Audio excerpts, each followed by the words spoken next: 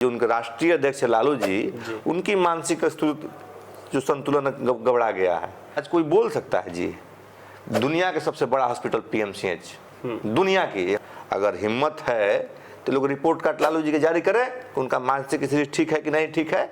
जिसका मानसिक स्थिति खराब रहेगा वो व्यक्ति एक 32 साल के युवा से ज्यादा दौरा कर लेगा। खुद जाकर माननीय मुख्यमंत्री जी से मिले थे, लगभग आधा घंटा बैठे थे, साथ में बैठे थे, सोशल मीडिया पर आधा घंटा हम साथ में बैठे थे। वो 2005 के जो पहले बिहार था जी, उसको वो लोग देखे नहीं हैं। 2005 के पहले जब लालू जी के सरकार था बिहार में, तो उस समय उनका होश हवास अच्छा से था नहीं, छोटे थे उस समय। और जब होश हवास हुआ तो उनके गार्जियन उनको पढ़ने के लिए कहीं बाहर प्रदेश में कोटा, बेंगलोर वगैरह, दिल्ली उल्ली भेज दिए। तो वो क्या हो रहा है कि जो ये सोशल मीडिया पर कुछ लोग जो ट्रेंड चला देते हैं, तो वो ऐसे युवा है जो 2005 के पहले के बिहार नहीं देखे हैं। वो रह गए दूसरे प्रदेश में और वहाँ पर रहे, और वहाँ के वातावरण से और वहाँ के कुछ चीज़ से, यहाँ पर मेट्रो चलता है, बिहार में अभी तक मेट्रो नहीं है। यहाँ पर साइबर सिटी बन गया बिहार में, पटना में साइबर सिटी नहीं बना, मैंने इस टाइप का कंपेरिजन करते हैं। तो ये तुलना तो करते हैं, लेकिन उनको ये नहीं पता है, चूंकि वो तो 2005 से पहले वाले बिहार नहीं देखे हैं। यहाँ क्या था, तो वैसे ही लोग सोशल मीडिया पर जिनको जानकारी नहीं है बिहार के बारे में, कर्नाटका के बारे में, बेंगलोर, दिल्ली के बारे में जानकारी नहीं है, तो वो लोग करते हैं। और जहाँ तक बात रही हमारी सरकार की, हमारे नेता मुखिया की, अब देख लीजिए कि लगातार वो 20-20 घंटे बिहार के हित के लिए, बिहार के जन के लिए, बिहार की भलाई के लिए लगातार काम करते रहते हैं। ऐसा कोई भी दिन नहीं है जिस दिन उनकी सरकारी कार्यक्रम यात्रा नहीं लगी रहती है।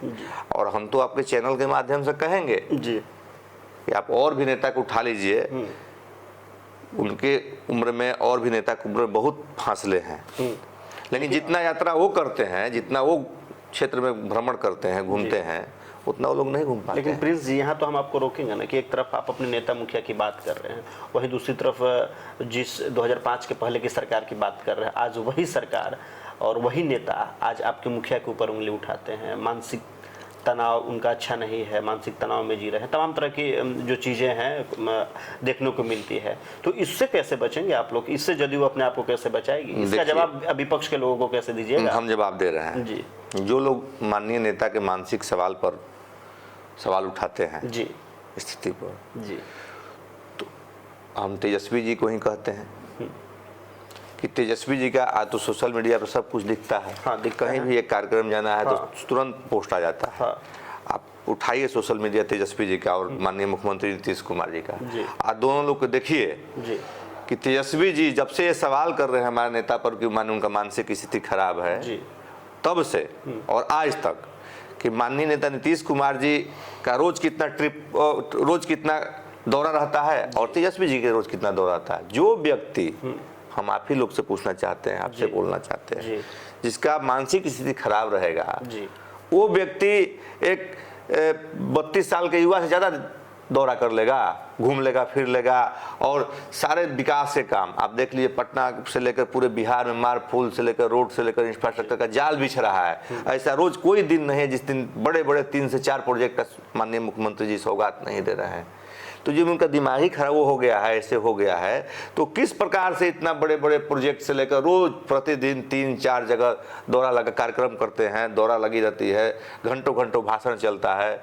और अभी तो हम लगता है कि हमको 12 दिन 10 दिन भी नहीं हुआ, हम खुद गए थे एक अन्य मार्ग, हमको बुलाहट था, तो हम खुद जाकर माननीय मुख्यमंत्री जी से मिले थे, लगभग आधा घंटा बैठे थे, साथ में बैठे थे, सोशल मीडिया पर आधा घंटा हम साथ में बैठे थे, खूब बढ़िया से जिला के बारे में पूछे, जानकारी लिए। तो ये विपक्ष के जो लोग हैं, तो ये तो एक बात हो गई कि आप सोशल मीडिया उठा के देख लीजिए कि तेजस्वी जी का अधिक दौरा कर रहे हैं कि माननीय नेता नीतीश कुमार जी, तो इससे पता चल जाएगा। और उनको तो लालू जी के बारे में बोलना चाहिए। हम जबकि कैमरा के माध्यम से बोलेंगे कि जो उनके राष्ट्रीय अध्यक्ष लालू जी, उनकी मानसिक जो संतुलन गड़बड़ा गया है। अगर हिम्मत है तो लोग रिपोर्ट कार्ड लालू जी के जारी करें, उनका मानसिक स्थिति ठीक है कि नहीं ठीक है, लोग जारी करें लालू जी का। पार्टी का राष्ट्रीय अध्यक्ष वही ना है।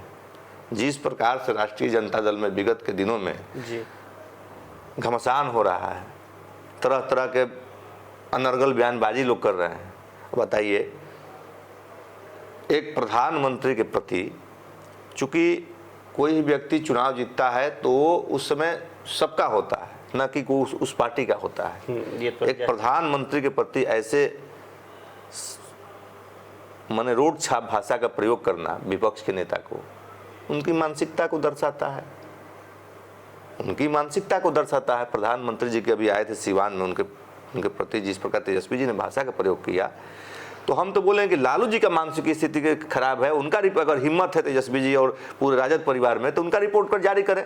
पार्टी के राष्ट्रीय अध्यक्ष है भाई जी, उनका रिपोर्ट कर जारी करें। हमारे नेता तो स्वस्थ बिल्कुल, रोज 3, 4, 5 कार्यक्रम पूरा बिहार भ्रमण करते रहते हैं। और स्वास्थ्य विभाग के जहाँ तक बात रहा, तो आज कोई बोल सकता है जी दुनिया के सबसे बड़ा हॉस्पिटल पीएमसीएच, दुनिया की, हम नहीं बोल रहे हैं, हमारा पार्टी नहीं बोल रहा है, आज के डेट में तो रिपोर्ट कार्ड बोल रहा है जी।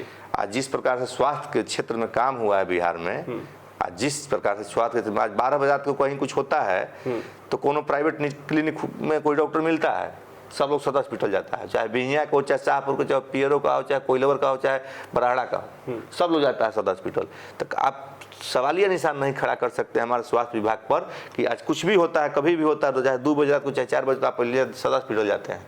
आपको विश्वास है ना कि वहाँ काम होता है, वहाँ डॉक्टर रहते हैं, वहाँ इलाज होता है, तभी ना आप वहाँ जाते। देखिए एक आरोप लगाना, एक कोई चीज़ बोल देना, उनको प्रमाण देना चाहिए कि कौन से केस में माननीय मंत्री जी का चार्जशीटेड है, जेल गए हैं, सजा याफ्ता है। मुंह से बोल देना और ऑन रिकॉर्ड बोलना, दोनों में जमीन आसमान की फर्क होता है।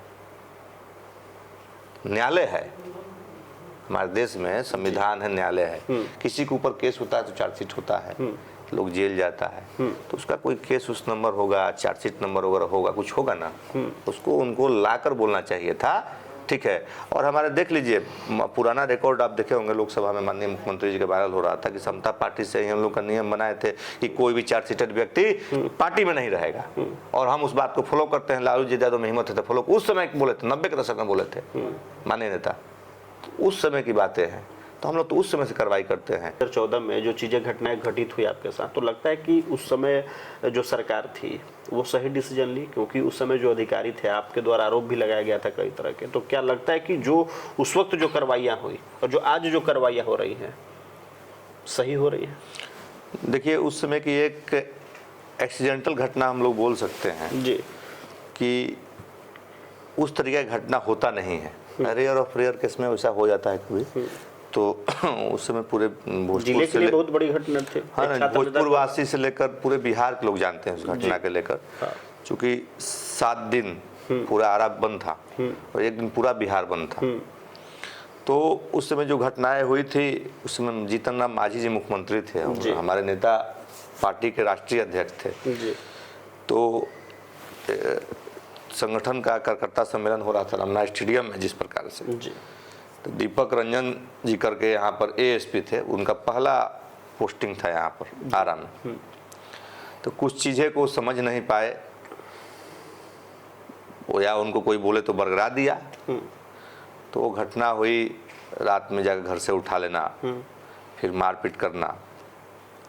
और एक उससे मुख्यमंत्री जीतन राम मांझी जी थे। तो ये मानते हैं ना, हम बात तो वही लाना चाहते थे कि जो सत्ता में जिसकी सरकार होती है उससे शासन और प्रशासन इन्फ्लुएंस होते हैं, उससे होकर काम हुआ। अब उसमें क्या हुआ कि उनको कोई बरगरा दिया कि ये लोग इस टाइप के हैं, क्या है नहीं है जी। अब उन्होंने एक अपराधी जैसा जाकर जिस प्रकार से ट्रीट किए हम लोग के साथ, घर से उठाकर मारपीट करना। और उसके बाद चूंकि हम लोग छात्रों के लिए उस समय काम करते थे और जाहिर सी बात थी कि आंदोलन होनी ही थी, तो एक बड़ी आंदोलन का रूप ले लिया और हवा का रुख पूरे बिहार पटना को लपेट लिया। और उसमें माननीय नेता नीतीश जी भी हम लोग से बात किए, मुख्यमंत्री जीतन राम मांझी जी थे, वो बोले भी ऑन कैमरा बोले औरंगाबाद की सभा में कि हमारे दोनों छात्र हैं उनको हम जानते हैं, वो निर्दोष है। अच्छा, फिर बाद में उन्होंने बोला मांझी जी मुख्यमंत्री जी औरंगाबाद जो सरकारी कार्यक्रम चल रहा था उसमें बोले कि हम दोनों मेरे जो छात्र हैं, नेता हैं हमारे दल के, वो दोनों निर्दोष लोग हैं और पुलिस उनके साथ वहाँ गलती किया है। और वो बोले, और चौथा दिन यहाँ के एसपी और एएसपी दोनों लोग हट गए। लेकिन हम लोग हाल के दिनों में देखते थे कि जिस प्रकार से कोई भी घटना घटती थी तो जो स्वर्ण जाति के लोग हैं, कहीं देखिए अपराधी की न कोई जाति होती है न कोई जमात होती है, उनकी सिर्फ एक ही जाति होती है कि वो अपराधी होते हैं, चाहे जिस जाति के हो। हाँ। हम शुरू से इस बात में मेरा ये मानना है कि अपराधी कोई कुछ नहीं होता है। लेकिन जिस प्रकार से भोजपुर और अगल बगल के जिलों में जिस प्रकार से कोई भी घटना कहीं कभी कोई कर दिया, स्वर्ण जाति का लड़का या कोई भी कर दिया तो वो अपराधी है, वो अपराधी है। वो राजपूत भुनिहार पंडित लाला नहीं है, वो अपराधी है, डायरेक्ट बोलिए अपराधी है। लेकिन विपक्ष के लोगों द्वारा उनको सामंती कहा जाता था कि सामंती है, सामंती है, सामंती है। तो क्या आप जाति देखकर अपराधी का चयन करते हैं? ये तो सवाल है, ये तो सवाल है। आप जाति देखकर अपराधी को घोषणा करते हैं। अरे तेजस्वी जी तो मान लीजिए बड़े नेता हैं उस पार्टी के, उनके जो छोटे नेता यहाँ पर हैं वो लोग भी नहीं गए ना। आप तो सवाल तेजस्वी जी से पूछ रहे हैं ना। हम तेजस्वी जी के साथ साथ उनके लोगों से भी सवाल पूछ रहे हैं कि और भी घटनाएं हुई जिस तत्परता से, और भी घटनाएं में आप 1 घंटा भी नहीं होता पहुंच के तुरंत बाइट उठ देने लगते हैं लोग, ऐसा करने लगते हैं। और भी घटनाएं में आप 7 दिन बाद क्यों जाते हैं जब इधर का लोग बोलते हैं? तो आप जाति देखकर सामंती नौ सामंती बोलिएगा तो बताइए कि ये जो और घटनाएं उसमें कौन सामंती लोग थे? तो 9 सामंती हैं।